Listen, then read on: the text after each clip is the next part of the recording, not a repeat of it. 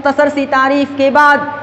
تمام درود و سلام ہو نبیوں پر اور آخری نبی جناب محمد رسول اللہ صلی اللہ علیہ وسلم پر، اور اللہ رحم فرمائے ہم سب پر، آمین۔ محترم سامعین، اللہ کا فضل و احسان ہے کہ اس نے ہمیں دین اسلام کی شکل میں ایک مکمل دین عطا فرمایا، ایک ایسا مکمل دین کہ قیامت تک اب اس میں کسی بھی قسم کی کمی بیشی کی گنجائش ہرگز نہیں۔ فرمان الہی ہے، الیوم اکملت لکم دینکم واتممت علیکم نعمتی ورضیت لکم الاسلام دینا، یعنی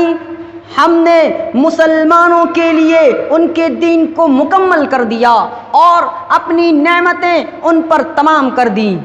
اور کیجیے میرے بھائیوں، ایک ایسا مکمل دین جس کو خود رب العزت نے مکمل کر دیا ہو، تو کیا اب اس میں کسی بھی قسم کی کمی بیشی کی گنجائش ہے؟ ہرگز نہیں۔ لیکن آج بڑے افسوس کے ساتھ یہ کہنا پڑتا ہے کہ آج امت کے ایک بڑے طبقے کو اس بات کا علم نہیں ہے کہ اللہ نے ہمارے لیے ہمارے دین کو مکمل کر دیا۔ وہ دین کے اندر نئی نئی چیزیں ایجاد کرتے ہیں، ایسے ایسے اعمال فروغ دیتے ہیں جن کا شریعت اسلامیہ سے کوئی تعلق نہیں ہوتا۔ ایک حدیث میں آپ کے گوشے گزار کر دوں، ترمذی کی روایت ہے، حضرت عرباض بن ساریہ کہتے ہیں کہ ایک دن اللہ کے رسول صلی اللہ علیہ وسلم نے ہمیں ایک خطبہ دیا جس کو سن کر ہم کانپ اٹھے، ہماری آنکھیں اشک بار ہو گئیں۔ ہم نے عرض کیا کہ اے اللہ کے رسول صلی اللہ علیہ وسلم، ایسا معلوم ہوتا ہے کہ یہ کوئی الوداعی وعظ و نصیحت ہے، لہذا اس موقع پر ہمیں کوئی اہم وصیت فرمائیں۔ آپ نے فرمایا، میں تم سب کو اللہ سے ڈرنے کی وصیحت کرتا ہوں کہ میری اور اپنے امیر کی اطاعت و فرما برداری کرتے رہنا، خواہ تم پر کوئی حبشی غلام ہی امیر کیوں نہ بنا دیا جائے۔ اور سنو، اور مزید ارشاد فرمایا، مَن یعش منکم بعدی فسیری اختلافا کثیرا، جو لوگ میرے بعد زندہ رہیں گے وہ شدید اختلاف و رونما ہوتے ہوئے دیکھیں گے۔ ایسے موقع پر ان کے لیے ضروری ہے، علیکم بسنتی و سنت الخلفاء الراشدین المہدیین، کہ میری اور میرے خلفائے راشدین کی سنت کو تھام لینا اور مضبوطی سے پکڑے رہنا۔ اور ہاں، دین میں نکالے گئے نئے نئے کاموں سے بچ کر رہنا، کیونکہ ہر ایسا کام وَكُلَّ بِدْعَةٍ ضَلَالَةٍ وَكُلَّ ضَلَالَةٍ فِي النَّارِ، ہر ایسا کام بدعت ہے اور ہر بدعت گمراہی ہے اور ہر گمراہی جہنم تک لے جانے والی ہے۔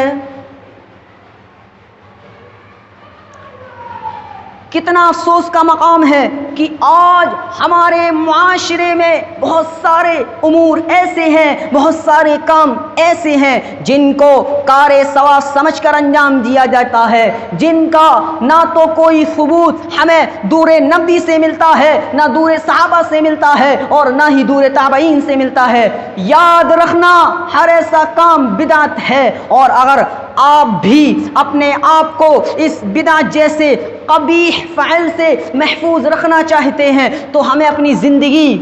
اس آیت کو سامنے رکھ کر گزارنا ہوگی۔ وَمَا آتَاكُمُ الرَّسُولُ فَخُذُوهُ وَمَا نَهَاكُمْ عَنْهُ فَانْتَهُوا، یعنی رسول جو دے اسے لے لو اور جس سے منع کر دیں اس سے باز آ جاؤ۔ محترم سامعین، کیا آپ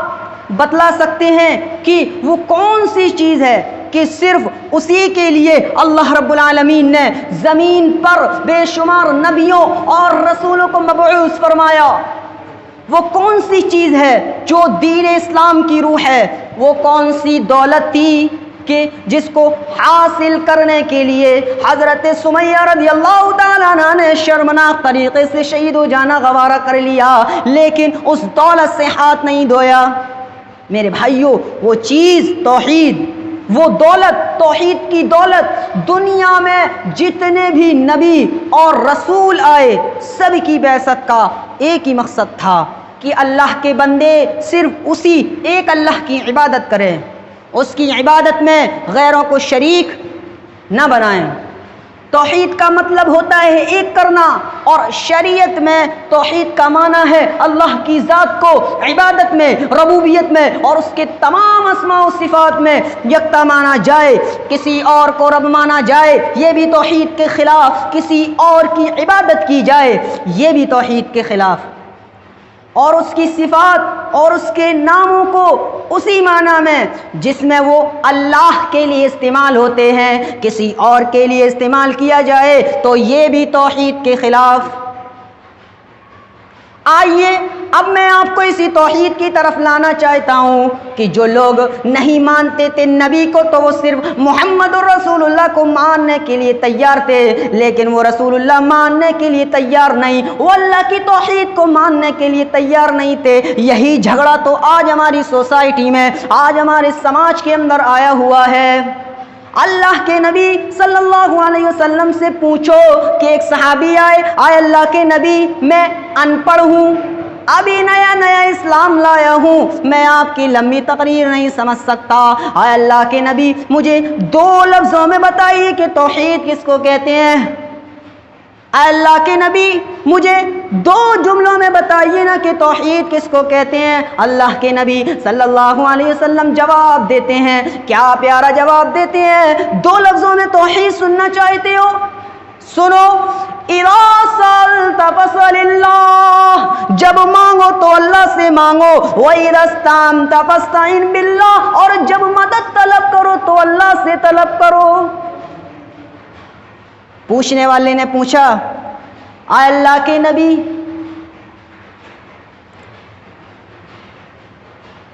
اگر اللہ کا انکار رہے، اگر وہ یہ کہے کہ یہ جو تو سجدہ اپنے رب کو کرتا ہے یہ میرے آقا کو کر، یہ میرے مالک کو کر، یہ میرے سردار کو کر، اللہ کے نبی فرماتے ہیں ان قتلتا حرقتا، اگر تجھے کاٹ کر ٹکڑے ٹکڑے کر دیا جائے یہ تو قبول کر لینا، لیکن تو غیر اللہ کو سجدہ نہ کرنا، یعنی اللہ کا انکار کر کے جان بچتی ہے تو بچا لینا، لیکن اگر وہ غیر اللہ کو سجدہ کرائیں تو تو اپنی جان دے دینا، او حرقتا یہاں تک کہ جلا کر راکھ کر دیں یہ تو قبول کر لینا، لیکن تو غیر اللہ کو سجدہ نہ کرنا۔ یہ ہے رب کی توحید۔